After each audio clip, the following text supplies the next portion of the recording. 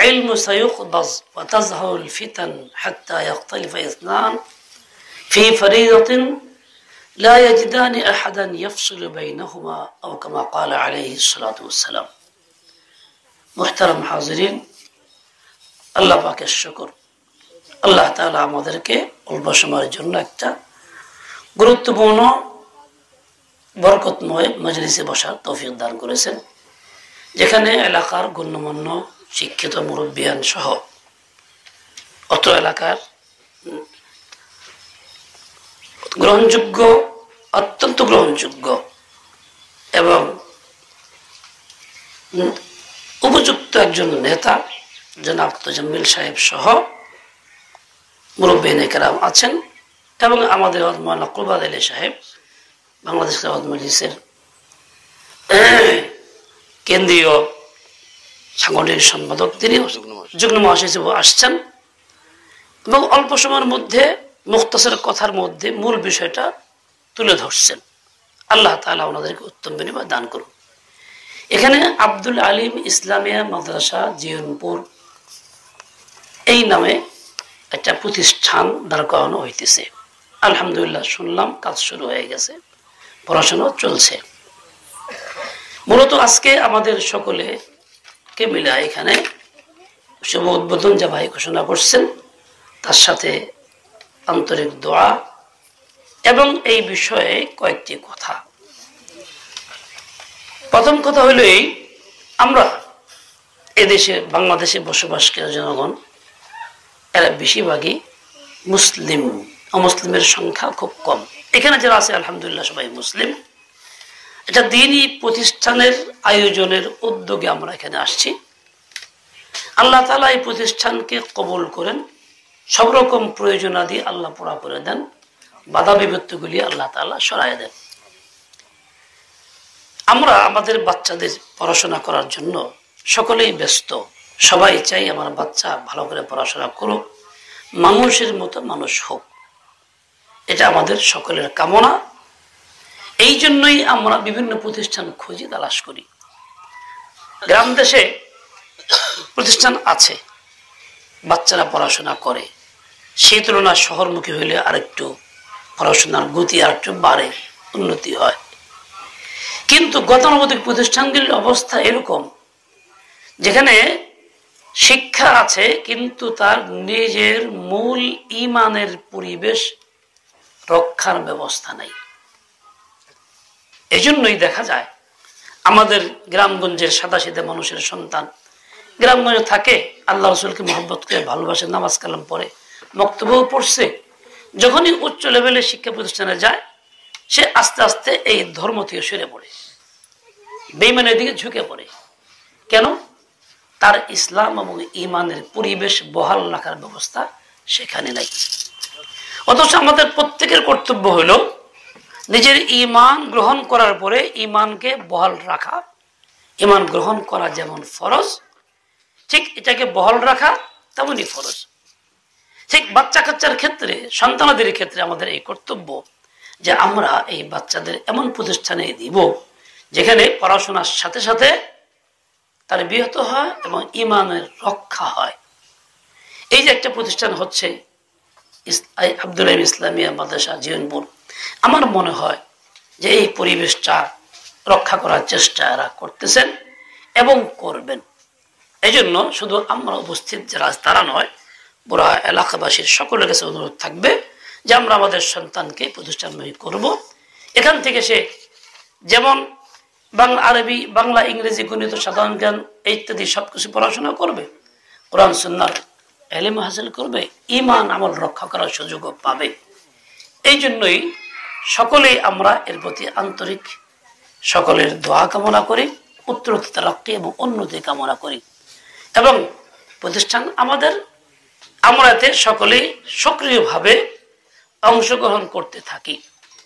আল্লাহ পাক আমাদের সবাইকে তৌফিক নসিব করেন। ঈমান শুধু মুখে কালিমা লা ইলাহা ইল্লাল্লাহ বললেই হয় না, এটা যেমন মুখে উচ্চারণ করতে হয়, অন্তরে বিশ্বাস করতে হয়, ঠিক তেমনি ঈমানের আঘাত আসে এমন সব কাজ থেকে নিজেকে মুক্ত রাখতে হয়। ঈমানের আঘাত বহুভাবে আসে।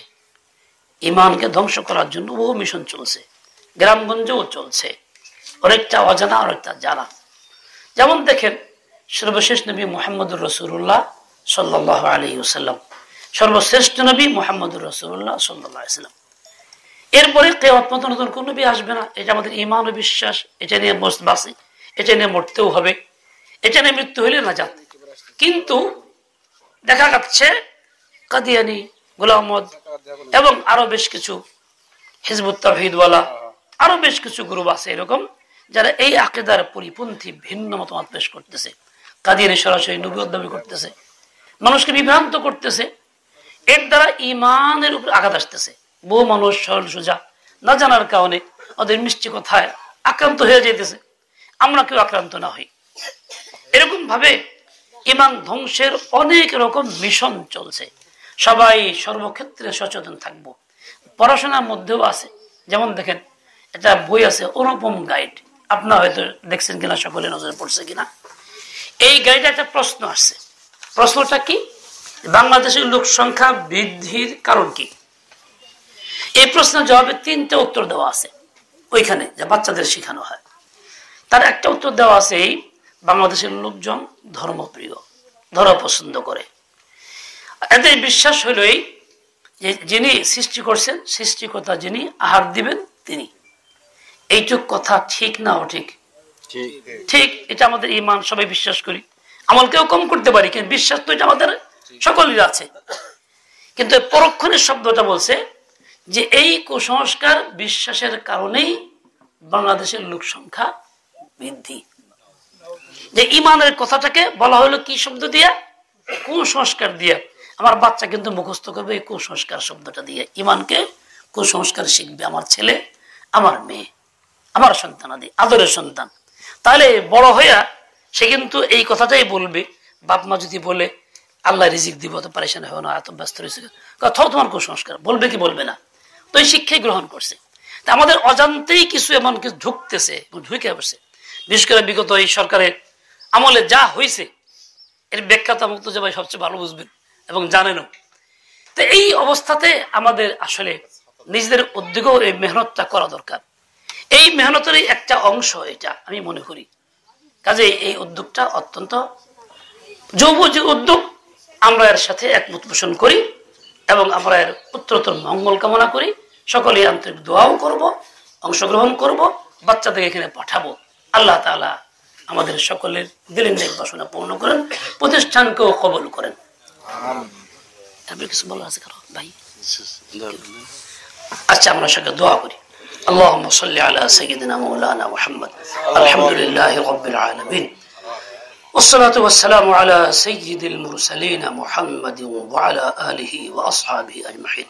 আল্লাহ আমাদের মেহরবানি করে মাফ করে দেন, ভুল ভ্রান্তি বুঝার তৌফিক দেন, বুঝা ছাড়ার তৌফিক দেন, হককে হক বুঝা মানার তৌফিক দেন, বাতিলকে বাতিল বুঝে ছাড়ার তৌফিক দেন। ও আল্লাহ, এই প্রতিষ্ঠান যা শুরু করা হইতেছে, প্রতিষ্ঠানকে আপনি দয়া করে কবুল করেন। এর জন্য যা প্রয়োজন তা আপনি খাজানায়ে গায়ব থেকে ব্যবস্থা করে দেন। আমাদের সবাইকে এই প্রতিষ্ঠানের জন্য খায়ের খা, মঙ্গল কামনাকারী হিসাবে এবং খাদেম হিসাবে কবুল করেন। ইয়া আল্লাহ, এলাকার বাচ্চাদের প্রতিষ্ঠানের দিকে ঝুঁকায় দেন। বাচ্চা যেন এখানে আসে, হে আল্লাহ, দুনিয়ার এই শিক্ষা এবং সাথে আপনার রবের পরিচয়ের শিক্ষা যেন পরিপূর্ণ গ্রহণ করতে পারে, সেই তৌফিক দিয়ে দেন। আল্লাহ, আমাদের দেশের সুখ শান্তির ফয়সালা করে দেন। সকল মুসলিমকে ঈমানের উপরে বহাল রাখেন। হে আল্লাহ, আগামী দিনে যার দ্বারা দেশ ও জাতির মঙ্গল হবে তাকেই নির্বাচিত করে দেশ ও জাতির খিদমত করার তৌফিক দিয়ে দেন। ওয়া সাল্লাল্লাহু তাআলা আলা নবিয়িল উম্মি ওয়া আলা আলিহি ওয়া আসহাবিহি ওয়া বারাকা ওয়া সাল্লাম বিরহমাতিকা ইয়া আরহাম।